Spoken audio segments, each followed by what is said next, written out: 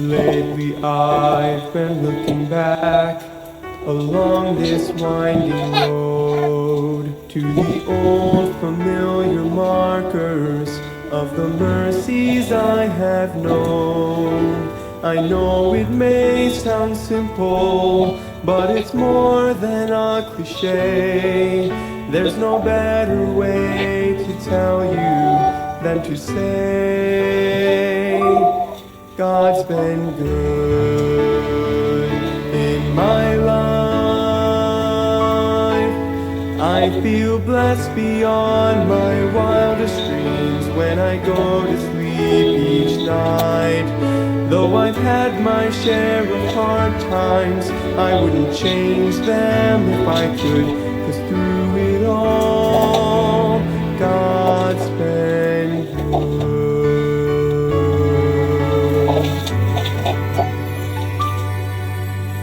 Times replay. Alright, so magandang gabi po sa ating lahat at salamat sa Panginoon dahil patuloy tayong iniingatan sa bagyong ito ng Nando. Dito po sa Candon City ay talagang malakas po ang ulan at malakas ang hangin din, pabugso-bugso. Pero salamat sa Panginoon na okay naman po ang bawat isa at yung iba pumasok sa trabaho pa rin, yung mga membro at patuloy na ang Panginoon ay magpala po sa kanila. Alright, so patuloy tayong manalangin sa bawat isa. Ingatan tayo ng Diyos na wala pong masirang mga kagamitan, ganun din walang mamatay, kundi ang Diyos po ay magprotekta po sa atin. Okay? Tayo po ay manalangin muna bago natin basahin ang ating text. Let's pray. Dakilang Diyos, salamat sa inyong ginawa sa maghapon, pag-iingat, protekta sa pagbugso at pagtama ng bagyong ito, Panginoon. Ingatan niyo rin po makasama namin kapatiran na sa part ng Northern Panginoon, din sa Isabela, Cagayan, at dito sa Ilocos Region. Patuloy niyo po kaming protektahan upang wala pong masalanta na mga kagamitan, bahay, churches, mga building. Kailan din po, Panginoon, ang mga anak po ninyo. O Diyos, pagpalaan niyo po ang aming pag-aaralan ngayong gabi na maunawa ang muli namin. Ito po ang aking dalangin sa pangalan ng Panginoong Jesus. Amen. Basahin po natin dito sa Luke chapter 1 verse 31 hanggang 45 po. Sabi ng Biblia, "And Mary arose in those days and went into the hill country with haste into a city of Judah and entered into the house of Zacharias and saluted Elizabeth. And it came to pass that when Elizabeth heard the salutation of Mary, the babe leaped up in her womb. And Elizabeth was filled with the Holy Ghost, and she spake out with a loud voice and said, Blessed art thou among women, and blessed is the fruit of thy womb. And whence is this to me, that the mother of my Lord should come unto me? For lo, as soon as the voice of thy salutation sounded in mine ears, the babe leaped in my womb for joy, and blessed is she that believed." Yan po ang pamagat natin. And there shall be a performance of those things which were told her from the Lord. So, yan po ang pamagat natin. Blessed is she that believed. Kinukuha ko na lang po sa mga talata yung pamagat po natin para at least ay talagang andyan po. Okay? Alright, so tignan po natin ang pwede nating mapulot dito na aral. Una munang salitang i-describe natin itong saluted. Alright, si Elizabeth nung pumunta si Mary sa kanya. Embrace po ang ibig sabihin ng saluted po dito. Okay? Saluted Elizabeth. Yung salutation naman po ay greetings. So, as pasmos sa Greek po ang salutation or greetings. In other words, meron din pong implication yan na kwento niya rin po.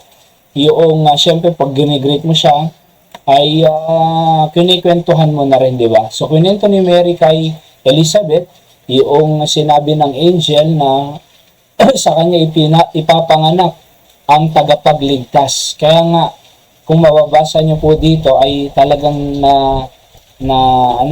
na nagkaroon ng joy. Si Elizabeth, hindi lang si Elizabeth, kahit yung babe doon sa kanyang baby sa kanyang tiyan, na si John the Baptist, ay tumalon, sabi dyan, sa verse 44, the babe leaped in the womb for joy. Oo. So, yung blessed po muna dito, eulogio, sa Greek, ibig sabihin to invoke blessing. Kasi, blessed art thou among women. Okay, so to cause to prosper. Sapagkat alam niyo po, ang mga Hudyo po, mga kapatid, mga babaeng Hudyo, ay talagang umaasa po sila na sa kanila ipapanganak ang tagapagligtas. Sapagkat alam po nila ang propesiya sa Biblia. At kapag barren ang isang women doon sa yung mother doon, ay talagang sumpa po para sa kanila yan. Kasi gusto nila, magkaroon sila ng anak na lalaki, at umaasa talaga sila na sa kanila ipapadaan ang tagapagligtas. So kaya dahil si Mary ang napili, sabi ng Elizabeth sa kanya, blessed art thou among women. Alright? Yung believe naman po dito, so dahil nanampalataya nga po, si Mary at si Elizabeth na magkakaroon pa sila ng anak, dalawa, ay blessed is he that believe. For there shall be a performance, sabi ng Biblia, for those things which told her from the Lord. Yung believe po dyan, to have faith, magtiwala, to commit trust, talagang ipinagkatiwala mo na, kinumit mo na, binigay mo na ang tiwala sa Panginoon, na Panginoon, thy will be done. Ganun po. So na po dito, Mary arose in those days and went into the hill country with haste, into a city of Judah, and entered into the house of Zacharias, and saluted Elizabeth. So, una, letter A, Mary and Elizabeth were cousins. Ito pong si Mary po at Elizabeth, magpinsan po sila. Parehas po silang kinausap ng angel na magkakaanak. Nauna lang po si Elizabeth na kinausap ng angel na magkakaanak, at yan nga po si John, John the Baptist. Alright? After 6 months po, ay pumunta naman yung angel kay Mary, at sabi naman ng angel, magkakaroon ka ng anak. Okay? Yung tagapagligtas. Okay, so sa tuwa po niya, ay kwento niya. Pinamalita niya kay Elizabeth. They were cousins, mga kapatid. Okay? So, letter B, Mary went to Elizabeth to tell her that God chose her to give birth to the Savior and Lord of the people. Oo, kaya nga sabi ni Mary, di ba, ay ni Elizabeth, natutuwa ako na my Lord ay sa'yo mang gagaling, sabi niya, sa'yo ipapanganak. Okay? So, akalain niyo po yan, nakakatuwa at nakaka-bless talaga na sa kanya ipinadaan ang tagapagligtas. Akalain niyo po yan kung anong kasiyahan yan na siya yung napili. Di ba? Anong kasiyahan yan na naramdaman niya na ang tagapagligtas ng sanlibutan ay sa kanya ipapadaan. Ulitin ko po, sa kanya ipapadaan. Kasi po, hindi talaga anak ni Mary sa laman, or sa dalawa sila ni Joseph at Mary, si Jesus Christ. O kaya nga virgin birth na tinatawag. Bakit? Walang bahid ng kasalanan po yan. Ang Holy Ghost ang nagdala ng baby sa tiyan ni Mary. Alright? Kasi po kung mag-contact si Joseph at si Mary, ay hindi na virgin, makasalanan na, mababahiran ng kasalanan. Kaya virgin birth, sapagkat ipinadaan ang perfect Lamb of God sa tiyan ni Mary, mga kapatid. Okay? So, para hindi rin po maging Diyos si Mary. Kasi si Mary, kailangan niya rin po ng tagapagligtas. Kung babasahin niyo po dito sa Book of Luke. Okay? So, pangalawa po, when Elizabeth heard the salutation of Mary, the babe leaped in her womb, and Elizabeth was filled with the Holy Ghost. Sabi dito sa verse number 41. So, letter A, she spoke out with a loud voice and said, sabi ng Bible, blessed art thou among women, and blessed is the fruit of thy womb. Sabi ni Elizabeth kay Mary. So, pinagpala ka sa lahat ng mga babae, at pinagpala ang fruit of thy womb, ang tagapagligtas ng Panginoon. Oo, kaya alam nyo po, talagang totoo po yan. Kasi nga po, sa kanya manggagaling ang Savior of the world, ay napakalaking pribilehiyo po na mapili siya, di ba? Kaya blessed talaga mga kapatid. At meron siyang pagkakataon si Mary na alagaan ng tagapagligtas from baby noong ipinanganak siya hanggang sa lumaki siya. Ano ho? At hanggang sa naging 13 siya, yung tinatawag nilang bar mitzvah sa mga Hudyo or sa babae, bat mitzvah, nang ibig sabihin ay pwede na silang kumbaga makisalamuha, pupunta sa sinagog at sa iba-iba pang lugar upang magtrabaho or makipagsalamuha, kumuha ng idea. Kasi po hanggang 12 talagang nasa piling po yan ng kanyang nanay. Ano ho, ang first na school niya ay home. Ang first teacher ay yung mother. Kasi yung tatay po talagang nagtatrabaho po yan. Oo. So, ang first subject po niya ay theology. So, may pagkakataon si Mary na alagaan, palakiin sa tamang pamamaraan ay ang ating Panginoon. Pero alam niyo po, so nakasama po niya si Jesus Christ. Ano ho? And letter B, the babe leaped in my womb for joy, sabi ng Biblia. Talagang tumalumpa yung si John the Baptist, yun po yung sa baby. In my womb. And may Elizabeth, sabi dyan, filled with the Holy Ghost. Ano ho? So, napuspus po siya ng Holy Spirit nung nalaman niya. At nung nagalak siya, kaya niya nabati ang Panginoon na blessed art thou among women.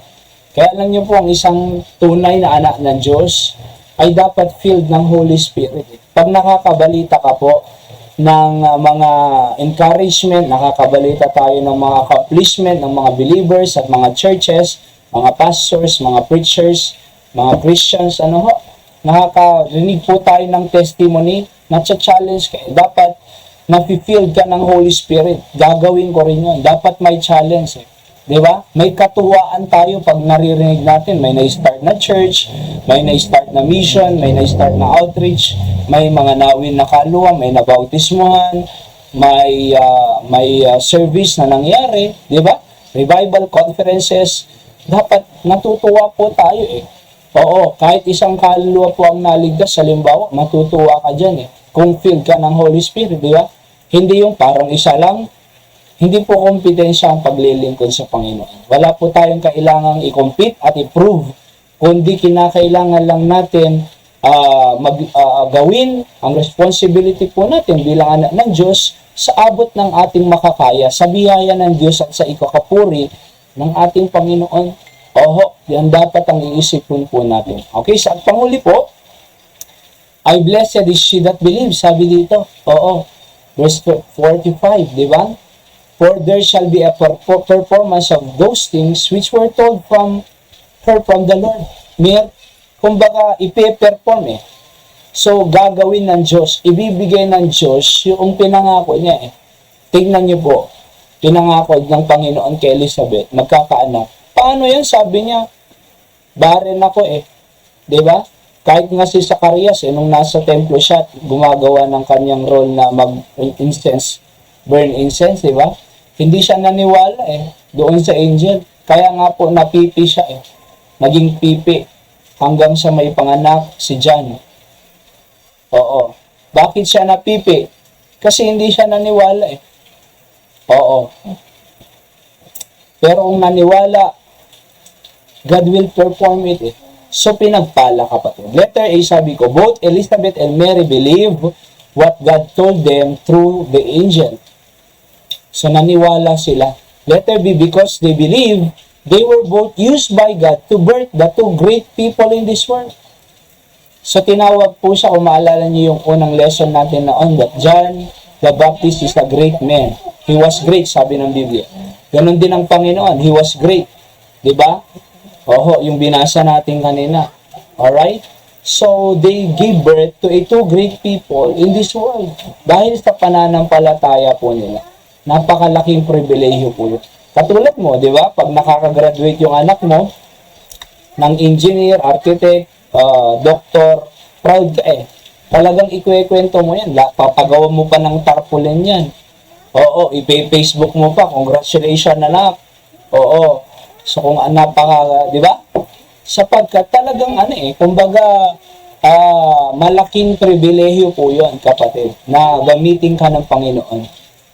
Oo. So, kung ganun ka ka-proud sa anak mong nag-success, no, sa secular school, lalo na itong si Mary at Elizabeth, di ba? Nagamitin sila at ipanganak ang true great men in this world. And let us believe what the Bible says, sabi ko. And God will use you in a great way with your family. So, paniwalaan po natin, huwag po tayong magduda sa Biblia, huwag po tayong magduda sa Diyos. Lahat ng pangako niya ay totoo, lahat ng propesiya mangyayari, lahat na nakasulat sa Biblia ay totoo po yan. Kaya salamat sa Panginoon, meron tayong tinatangan ng katotohanan. Oo. So, dapat nagbabasa tayo ng Biblia. Di ba? At mag-join po kayo, Daily Words of Encouragement. Ginawa ko po ito para sa atin talaga dito sa Kandon. At na-share po natin sa iba. Di nagiging blessing po tayo. Araw-araw kasi sabi nga ng Biblia, man shall not live by bread alone, but by every word that proceeded out of the mouth of God. Kailangan po natin ang salita ng Diyos. Kung gaano nagugutom tayo sa pagka umaga, tanghali, gabi, ganun din dapat. Ang kaluluwa natin. Kasi pag hindi ka kumain, manghihina ka. Ganun din ng spiritual life natin. At kung anong narinig natin, paniwalaan po natin. At makikita niyo po ang napakagandang gagawin ng Diyos sa lahat ng naniniwala sa Kanya. Sa ating pong principles of the day, una sabi ko, blessings will follow if we only believe. Diba? So, nagkaroon sila ng dalawang anak kasi naniwala sila, may blessing. And the children are blessing. Pangalawa, God can use you if you allow Him to use you. So, ayalaw mo lang. Panginoon, gamitin mo ako. Sabi ni Mary, be it unto thee. Di ba, ni Elizabeth at Mary? Sige, according to their word, be it unto me. See? So, kung gusto mo, yung magpagamit sa Diyos, gagamitin ka. Sasabihin mo, hindi ako nag-graduate ng Bible school. Kahit hindi, di ba, pwede kang gamitin ng Diyos in any way. So, hindi ako makapagsalwinin kasi hindi naman ako dumaan ng personal evangelism. Hindi Linigtas ka ng Diyos. Alam mo kung paano kayo niligtas ng Diyos, di ba? Nalaman mo kasalanan ka, punta ka sa impyerno, namatay si Kristo para sa iyo, tinanggap mo siya bilang tagapagligtas. Alam mo paano i-share yan. Paggamit ka lang, if God can use you, if you allow Him to use you. Huwag tayong magdahilan, kung ano-ano. Dahilanan natin paano tayo makasunod sa Diyos. Number 3, you can become great for God if you will let God's greatness work in you. So, yung dalawa, si John the Baptist at saka si Jesus Christ, naging great, di ba? So, you can become great as well for God, para sa Diyos. If you let God's greatness work for you. Okay, tayo po yung manalangin. Dakilan Diyos, salamat sa inyong salita. Pagpalain niyo sa aming buhay. Nanatili po itong mga ito, Panginoon, at naway manampalataya lagi kami sa inyong salita. Kayo pong mag-bless. Ingatan niyo pong bawat isa sa bagyong ito. Walang mamatay, masira mga kagamitan at mga tanim. At muli kayo po ang mag-iingat sa amin, dinabayo po kami ng bagyo. Kayo pong mag-bless sa bawat isa. Ito po ang aking dalangin sa pangalan ng Panginoon Jesus. Amen.